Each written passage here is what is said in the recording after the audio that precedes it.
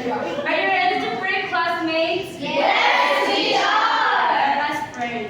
In the Father, the Son, the Holy Spirit. Amen. Angel of God, my guardian dear, to whom God's love meets me here. Ever this day be at my side, to light and guard, to rule and guide. Amen. Father, the Son, the Holy Spirit. Amen. Right, so before you take your seats, please arrange your chairs and put some pieces of paper under your chair. Teacher. Teacher. Okay. Good day, everyone. I am Teacher John Rich, or you can call me Teacher John, your science teacher for today. What's my name again? Okay, how are you today, class? Okay, very good. So for our attendance, we have our attendance song. Okay, try to look at your left and right. Okay, we will sing a attendance song. Teacher will sing first, then you will follow. Okay, we will sing this way. Tumingin, tumingin, sa kanan kaliwa, isipin, isipin kung sino ang wala. Okay, again. 1, 2, 3. Tumingin, tumingin sa kanan kaliwa, isipin, isipin kung sino ang wala. Okay. Again, try to look your left and right classmates. Is there any absent today? No, Okay, very good. I'm glad that no one is absent today. Let's give ourselves a round of applause. But before we will start our discussion, let's have first our classroom rules. We will have our classroom rules to be followed for us to have a smooth sailing discussion. Understand, class? Good.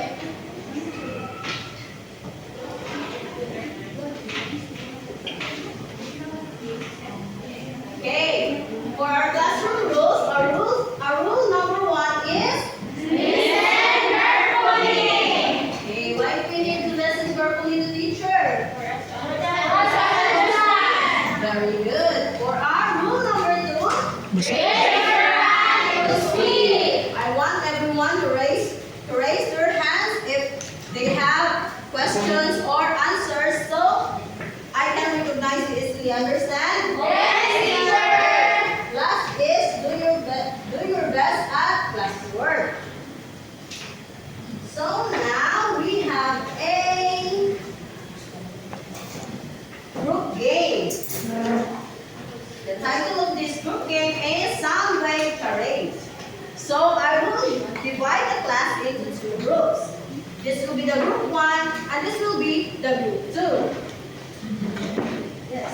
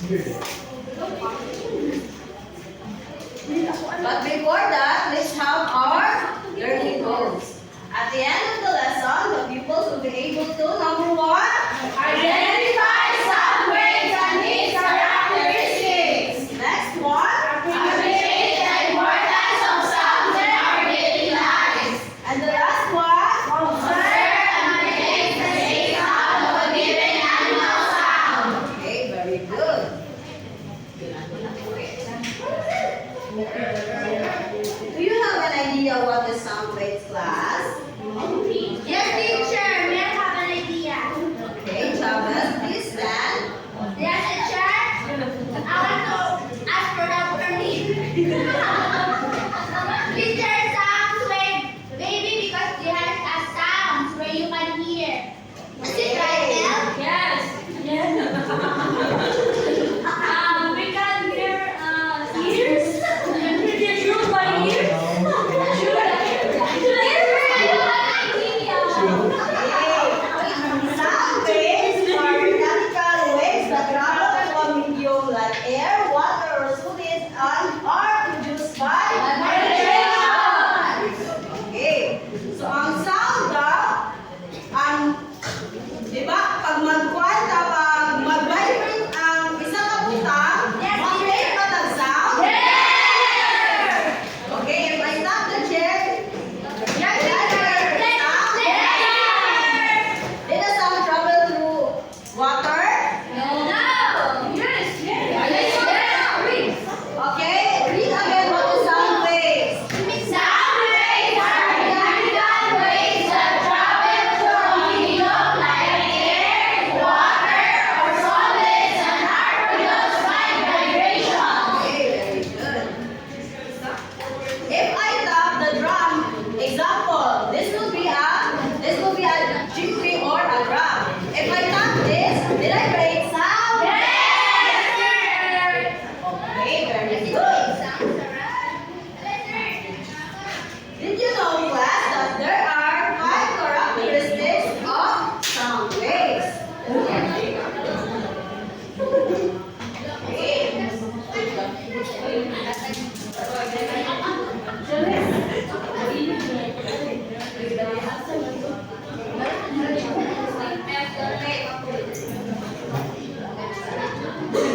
Good morning, class. Good morning, teacher. Okay, can we recall what our intern John has taught earlier? Yes, teacher. It's all about Sound waves. Good. And now let's talk about the 5 characteristics of sound. So the first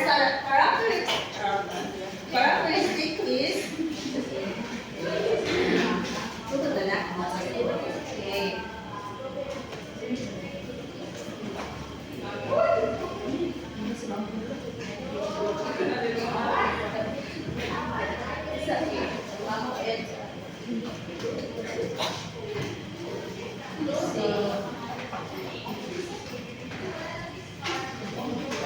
Let us all read.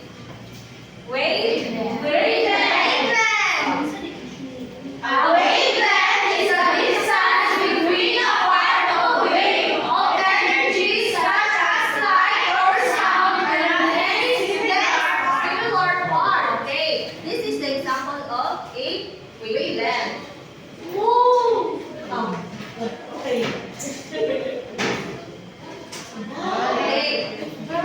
This is an example of a wave. It is produced when we speak or make a sound. So from here to here is called a wavelength. So and this here is called a quiz. Quiz. Okay, next is the amplitude. Yes, teacher. So amplitude is the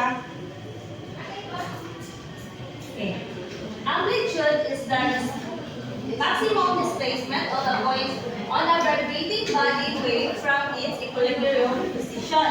So this is the example of an amplitude. So amplitude refers to the loudness or the softness of a sound. So from here to here is a length of an amplitude. So as we can see here,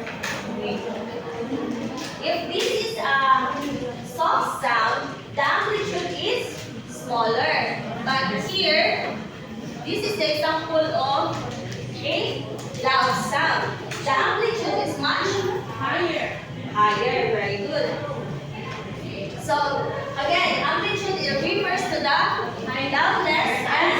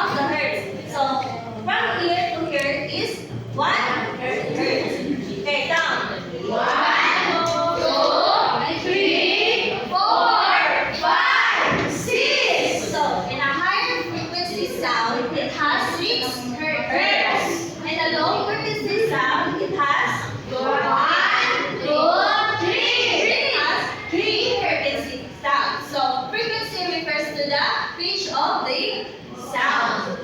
So, frequency is equals to 1 hertz. So, 1 second here is equals to 6 hertz.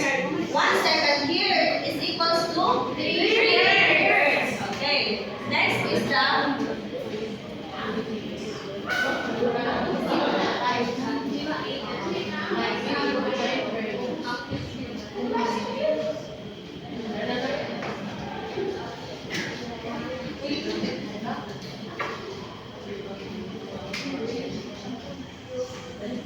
next is the time period.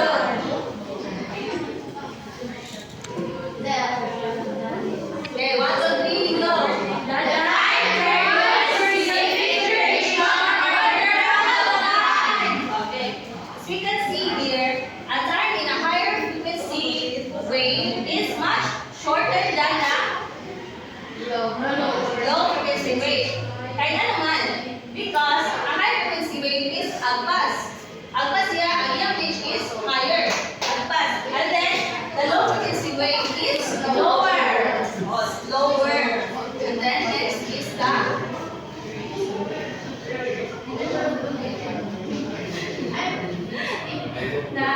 next is the velocity.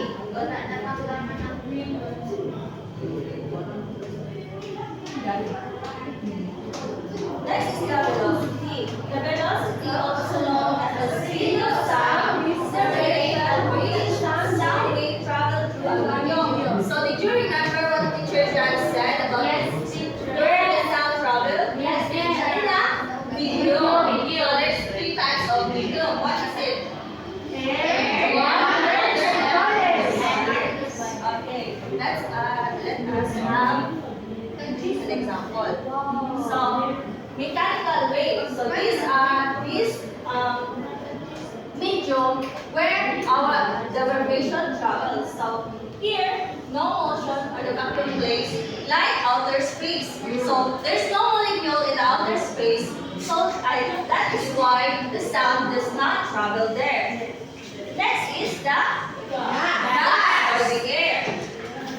Okay, read. Sound travels relatively slowly in the air with a speed of about 343 meters per second. So why is it slower? Because the molecules in the gas is farther away. Very good. As we can see here, 343 meters per second only. While in the liquid, it is much closer to each other. So sound travels much faster with water at approximately 1,481 meters per second. So that is times 4. Times 3 than the gas. Okay. So the fastest, most elastic, which is the solid. Sound travels the fastest in solid speed ranging from 1,180 meters per second in air to 6,000 meters per second in steel. So have you ever experienced talking to a steel pipe? Yes! Talking to niya. Pag gusto niya na dito sa pikas is mag-look yan. It is because the molecules in the steel is tighter. Okay, but did you know that walls like concrete does not absorb the sound? It reflects it because the concrete is known for its non-absorbent part. Yet it only bounces So when we are in a room which is in concrete, it does not close tayo, walay windows, walay doors. Dili tayo siya madumog sa gawas. Yes. Nara siya dali sa sulod mag-echo lang. And then next is okay, let's have an activity.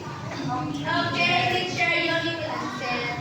Okay, again, what the sound wave? If you want to answer, raise your hand. Me, teacher. I recognize you. Okay, ma'am? Sound waves are mechanical waves that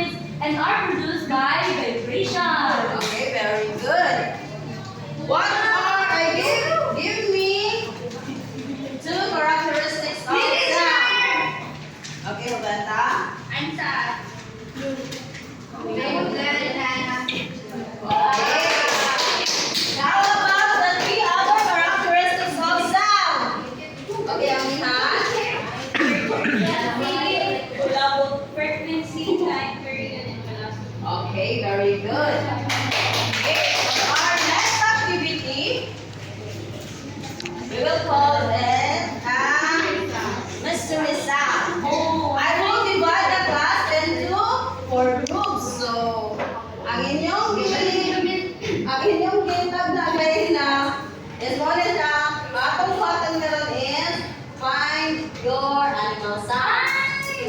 Okay.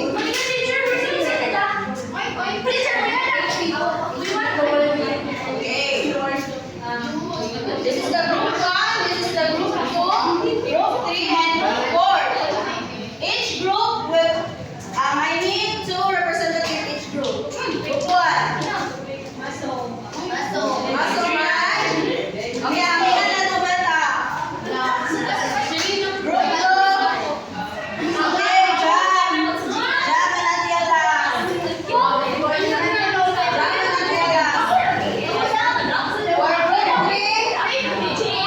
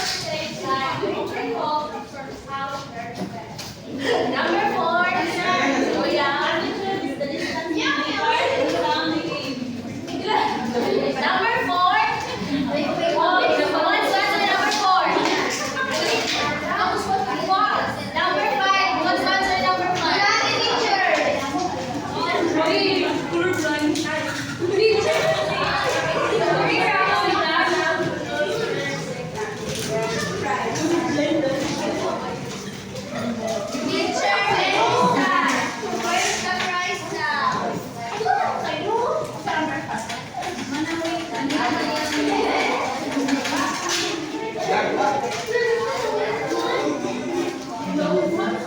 Okay, correct. Let us check their answer. So number 1, saan is produced by yung object beverage. Number 2, the volume